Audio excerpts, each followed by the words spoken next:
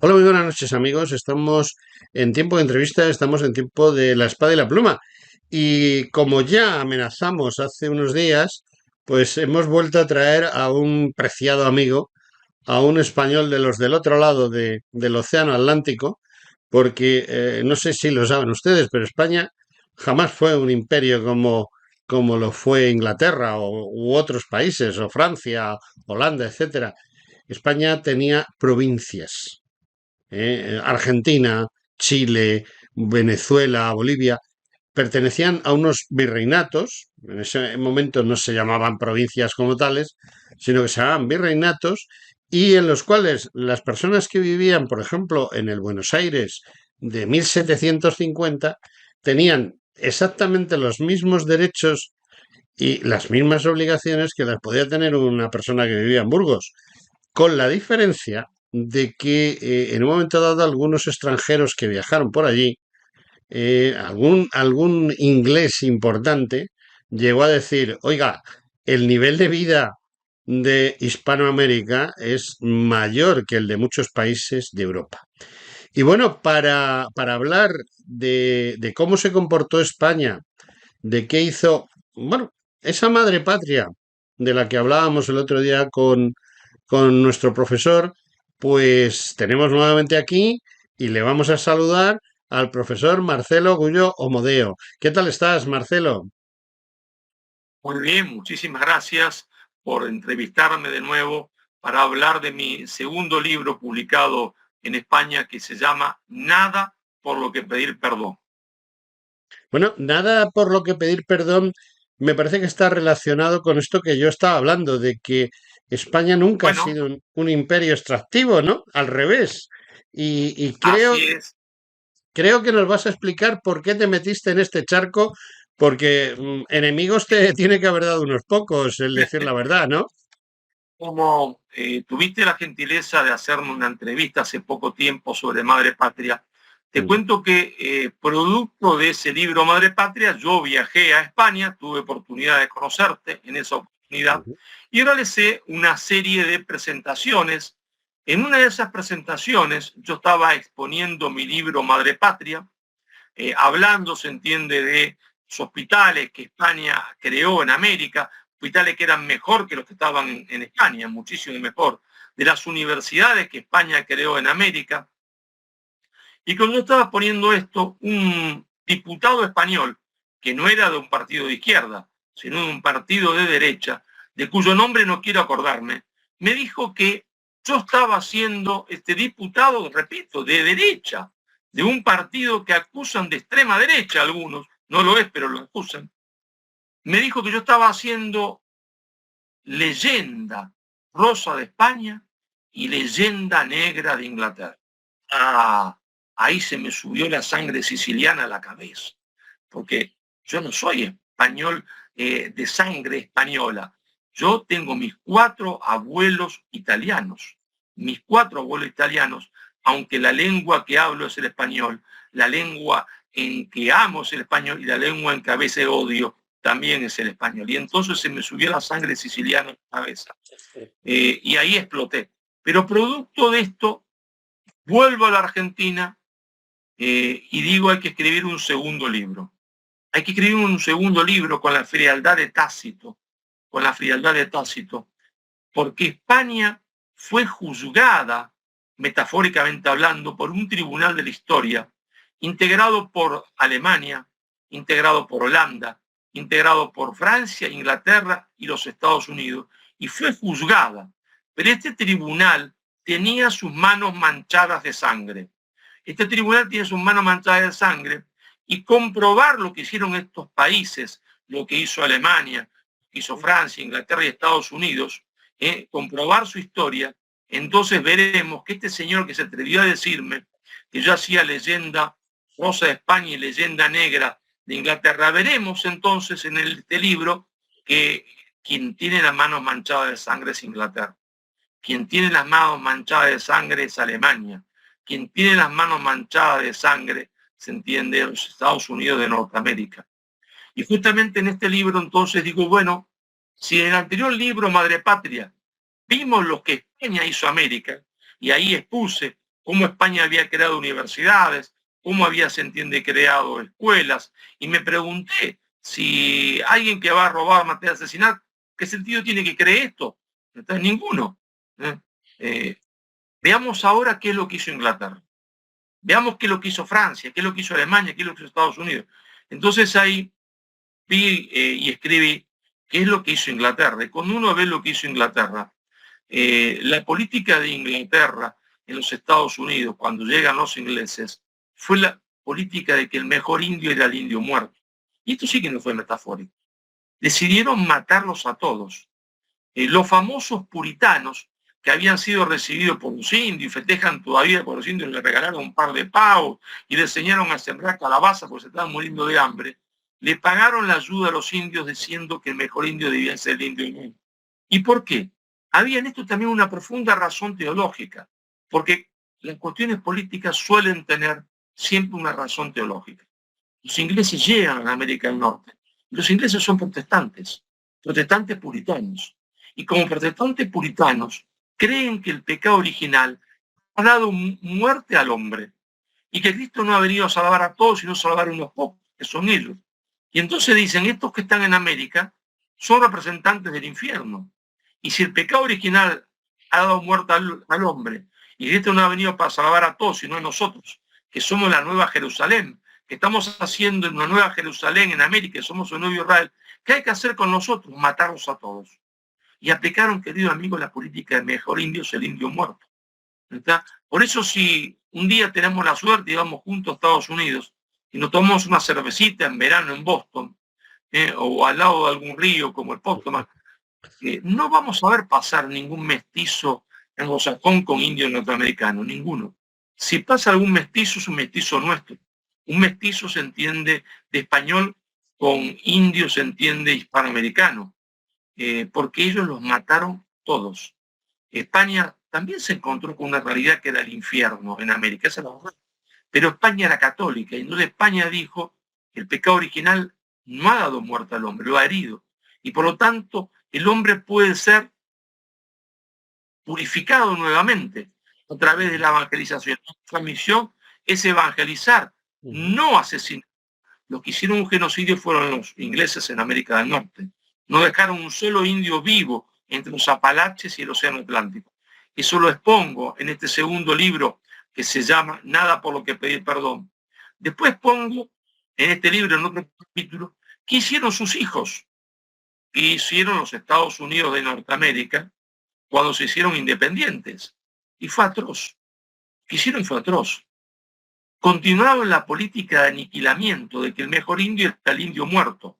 Y la continuó Washington, la continuó Lincoln, que fue famoso por haber, se entiende, participado de la masacre del indio halcón negro, porque dijeron a los indios que tenían que irse de las tierras del Mississippi hacia el este, cruzar el Mississippi hacia el oeste, porque tenían que irse.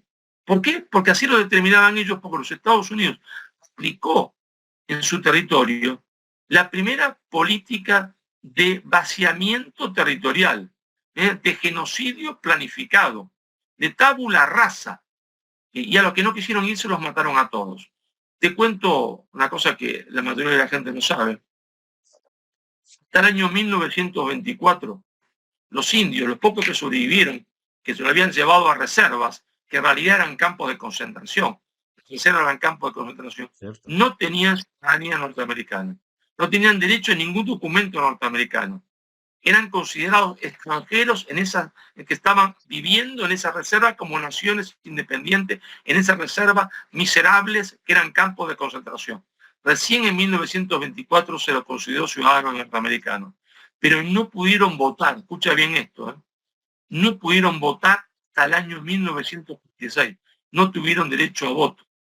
Pero si eso fuese poco, para demostrar qué es lo que hicieron los anglosajones en América del Norte, estaba prohibido el matrimonio interracial.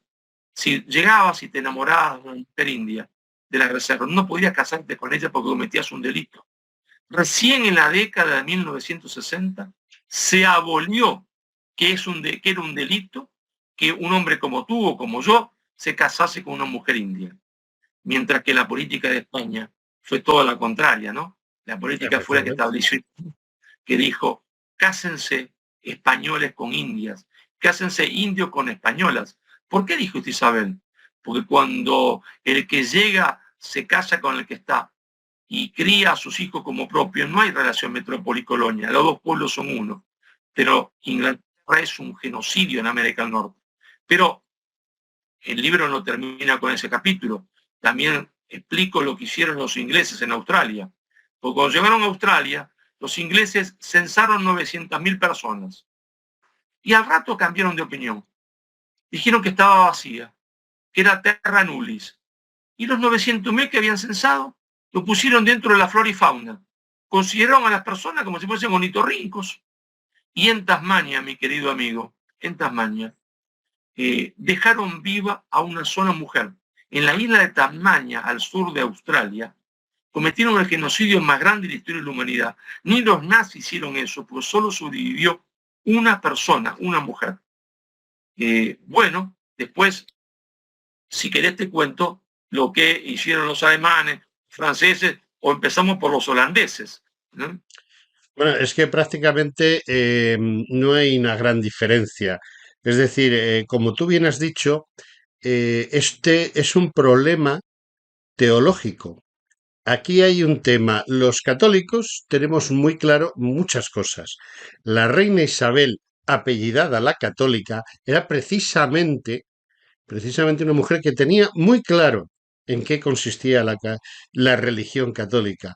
Y esta otra gente que desciende de Lutero, de Calvino, con decir que descienden ideológicamente de Calvino, ya lo hemos dicho todo, alguien que fue capaz de cargarse eh, el 20% de la población de la ciudad donde que vivía simplemente por motivos políticos, mató al 20% de la población de Ginebra por motivos teológicos, según él políticos, pero en realidad teológicos, porque o eras de su religión reformista o estabas muerto.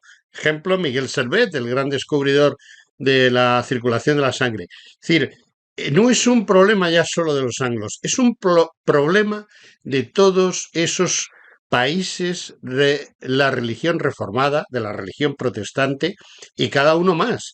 Y además el problema es también grave en el sentido de que acusan a los demás, es decir, a los católicos, de sus defectos. Mientes de entrada diciendo, no, no, el malo es ese, eres tú, pero le echas la culpa a ese y ya siembras la duda. Eso es lo que han estado haciendo siempre. De todas maneras, Marcelo, no estoy de acuerdo contigo en una cosa, te vas a sorprender. Sí, Siento decirte que no sé si recuerdas que hay un reino dentro de España. España es una colección de reinos y uno de esos reinos es el reino de Aragón. Y entonces yo siempre me acuerdo del más importante de esos reyes, el marido de Isabel, Fernando II de Aragón, que era rey de Sicilia, si no recuerdo mal. Y sí.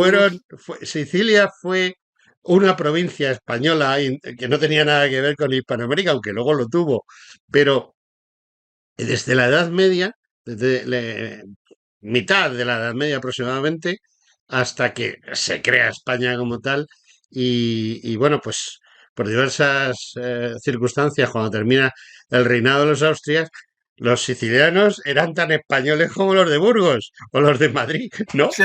Yo hace referencia a eso porque mis cuatro abuelos son Sí, sicilianos, efectivamente. italianos, dos del norte y dos del sur.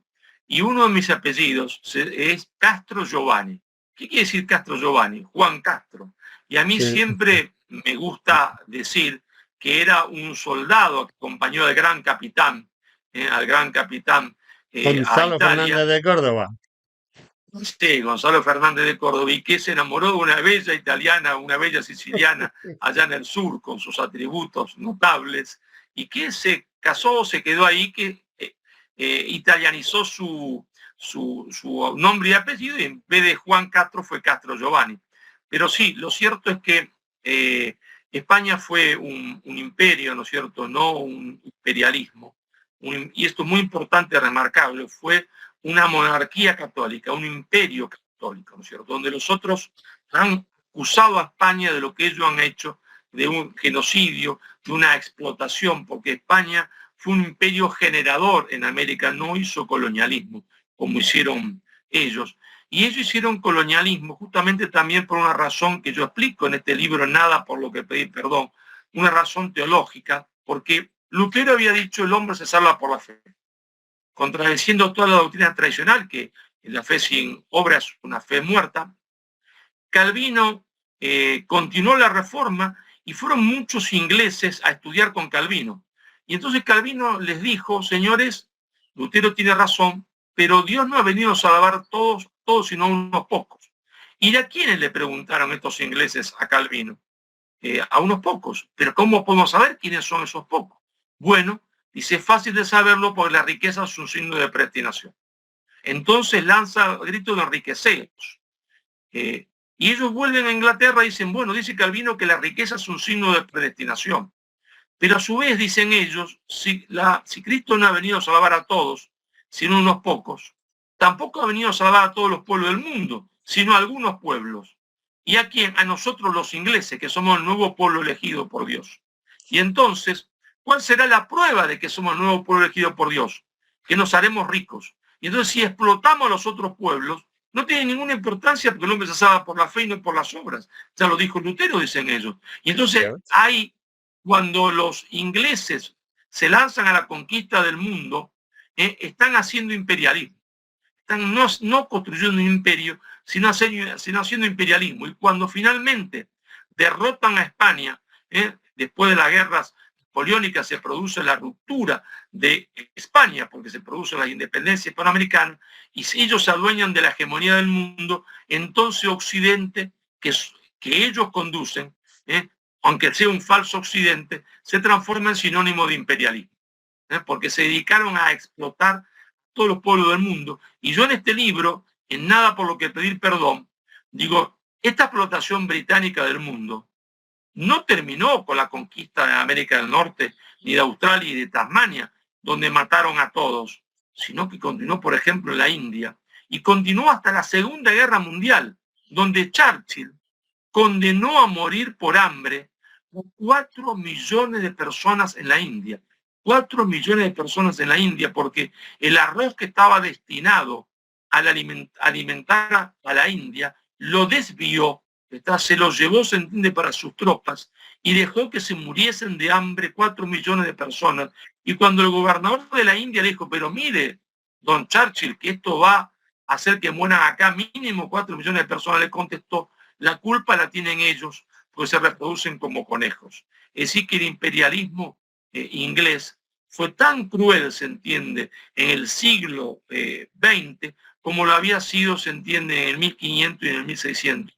Y digo también, el zorro pierde el pelo, pero no las mañas, en este libro que se llama Nada por lo que pedir perdón, el zorro pierde el pelo y no las mañas, porque cuando Argentina enfrentó a Inglaterra para recuperar lo que era su territorio, es decir, las Malvinas, y la aviación argentina, llenándose de gloria, estaba a punto de derrotar a la Armada Británica, Margaret Thatcher ordenó que si esto ocurría, se lanzase un ataque nuclear sobre la ciudad de Córdoba, sobre las indefensas ciudades de Córdoba, que tenía en ese momento 1 millón de habitantes. Es decir, estaban dispuestos a disparar el arma nuclear,